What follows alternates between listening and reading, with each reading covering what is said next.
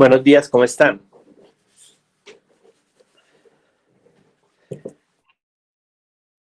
Buenos días. Buenos días.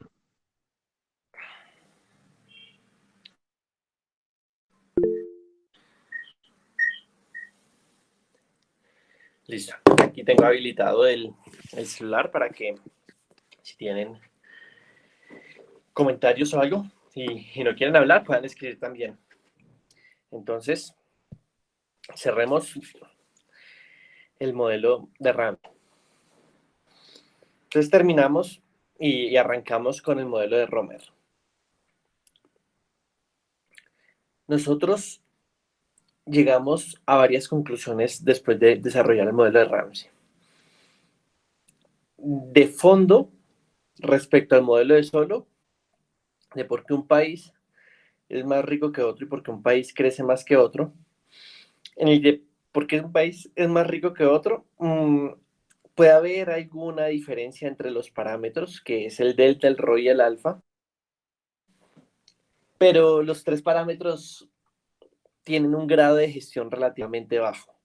El delta, la depreciación, la participación del capital en la producción, digamos que no son variables tan claras que se puedan convertir en instrumentos de política para afectar, digamos, los niveles de PIB de largo plazo.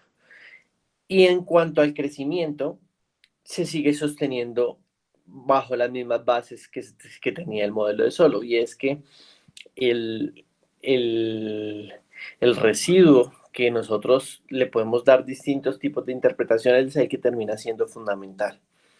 Pero al considerar que la variación de ese residuo es exógeno, pues tenemos esos problemas.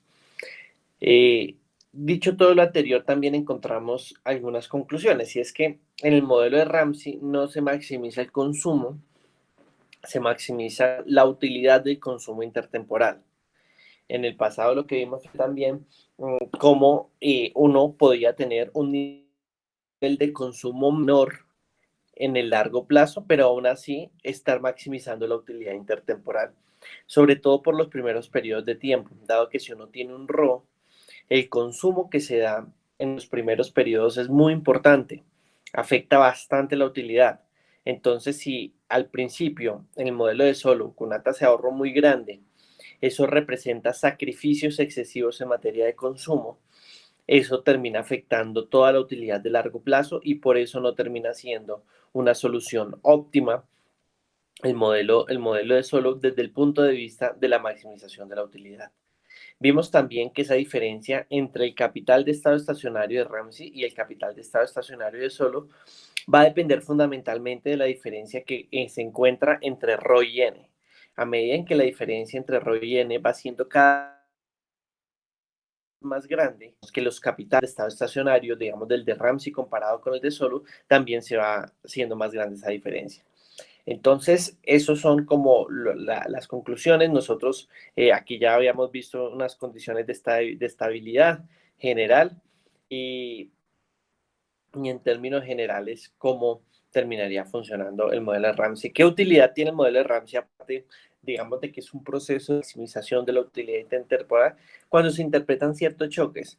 Digamos que los choques le sirven a uno para ver cómo se movería tanto la curva verde, la curva azul, cómo serían los nuevos equilibrios, qué pasa si aumenta la tasa de impaciencia, qué pasa si aumenta la tasa de depreciación, qué pasa si eh, alteraciones, digamos, no solo aumento en el capital, todo lo demás.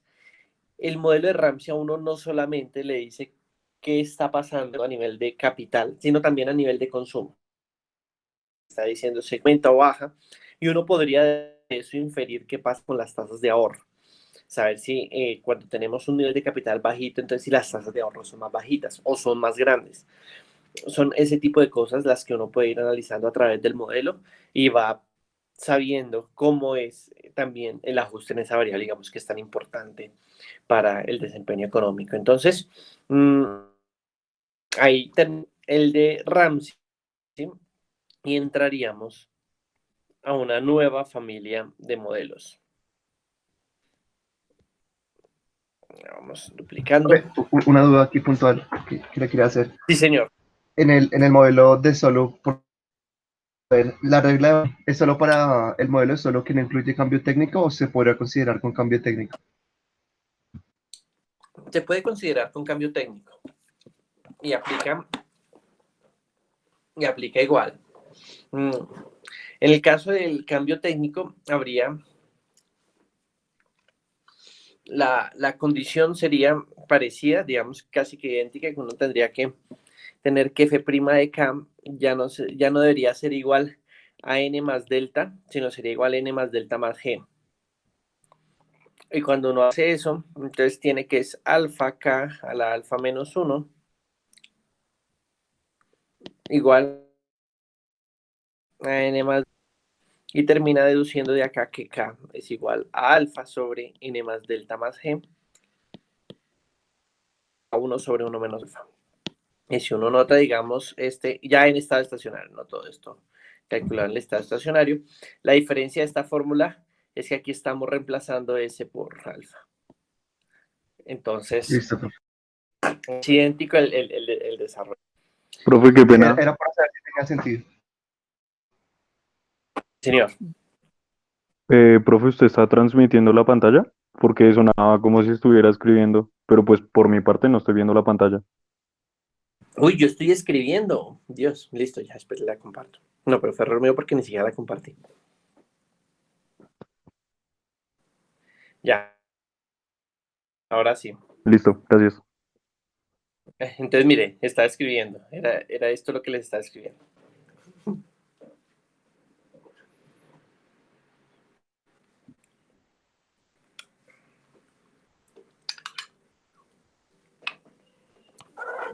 Mm, Entonces, eh, aquí, este era el desarrollo de cuando es la regla de oro. Si tenemos cambio técnico, que se reemplaza S por alfa, uno arranca de acá, de que la productividad manejada es N más delta más G. Perdón, profe, yo sigo sin ver su pantalla. No Sí, sé. profe, creo que dejó de transmitirla porque hace un momento sí apareció.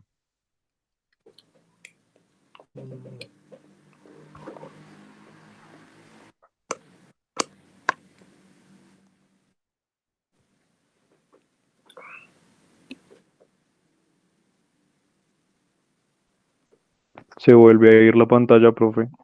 Profe, o sea, usted se sale del Meet y no lo deja transmitir. Qué raro. A ver. Listo. Ya. Ahora sí, eso es lo que les estaba mostrando ahorita. Mm, Prima de K, entonces es igual a N más delta más G, y que a partir de ahí uno puede entrar el capital estacionario de la regla de oro, y en ese caso uno darse cuenta, digamos, que ese sería igual a alfa también en el caso de la regla de oro. Entonces, aplicaría también con cambio técnico. Ahorita vamos a el modelo de Romer.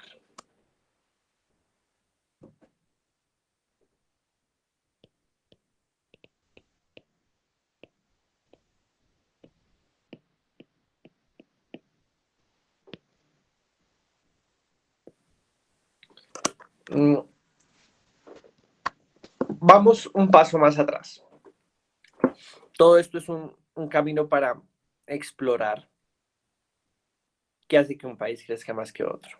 Ese crecimiento de largo plazo, que tiene implicaciones sobre el resto de dimensiones digamos, del desarrollo y sobre el progreso, al menos material, digamos, de una sociedad.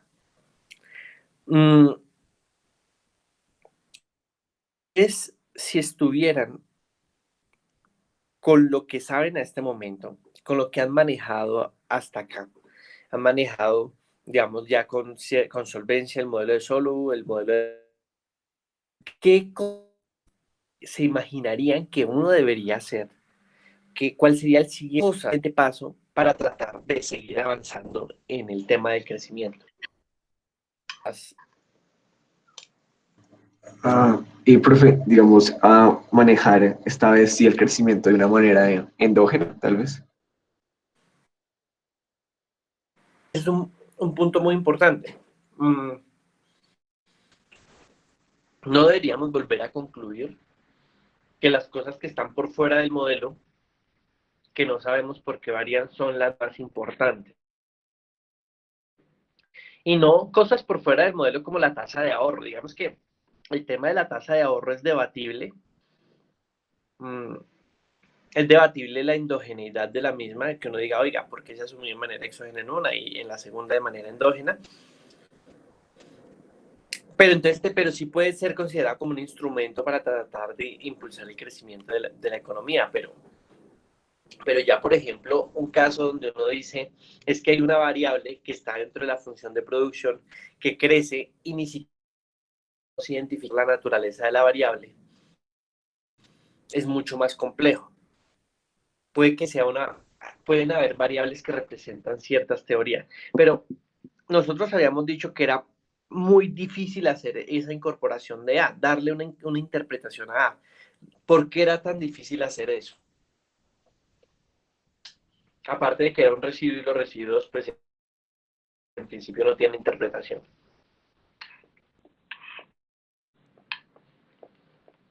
Porque puede tener muchos significados, ¿no? Mm, sí tienen muchos significados, podría uno, pero cualquier significado que uno le dé podría ser muy impreciso. Pero si los mismos que desarrollan el modelo, digamos, poco tiempo después, de una vez saben cuáles son los problemas que tiene el modelo, los que analizan, los que están estudiando, dicen, oiga, si esto tiene como este problema, tenemos que solucionarlo.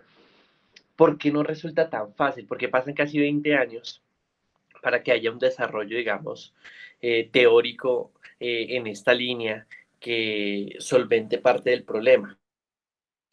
Es en realidad, ¿por qué es tan difícil ese problema? No debería ser tanto. Y eso es acá donde pensando, porque si ese A crece mucho, crece poquito, lo que sea, a uno lo primero que se le ocurre es pues coja ese A y empiece a ver cómo es su comportamiento y haga una regresión con respecto a las variables que usted considera que representan ese A, tipo educación, infraestructura, no sé si derechos de propiedad, lo que uno tenga en mente de que puede ser importante para que un país crezca más que otro y mire si ese A está reflejando ese comportamiento. Cuando ustedes hagan el ejercicio se van a dar cuenta que ese A tiene un comportamiento estable, por ejemplo, en países desarrollados, pero es muy inestable en países emergentes. Países emergentes la volatilidad es grandísima de ese A. Entonces a uno le toca ahí a ver los ciclos. Entonces uno dice, oiga, ese A está representando dos cosas. El componente estructural, digamos, de lo que sería el cambio técnico, bueno, lo que representa esa variable, y un componente cíclico que debemos, es un filtro, le quitamos el ciclo a esa A, componente estructural. Y lo tratamos de ver cómo evoluciona con otra variable. Va a ser bien, porque en principio en los países que han crecido en el tiempo siempre crece, siempre va raro también. Y como el A siempre va no, también darle una explicación. Ustedes saben, por ejemplo, que si ustedes tienen una variable creciente y corren una regresión contra cualquier variable creciente, por defecto van a obtener un muy buen R cuadrado, pero contra cualquier variable creciente. O sea, corren una cosa, mi edad cada año y la variable y les da un muy buen R cuadrado. Pero no quiere decir que eso sea un tema de causación. Lo segundo, que para mí es de lo más importante, es el tema de la remuneración. Y eso es fundamental. Uno no puede tener un comportamiento endógeno de algo que no está siendo remunerado. Y ahí es donde empieza todo el tema, porque uno, porque, o sea,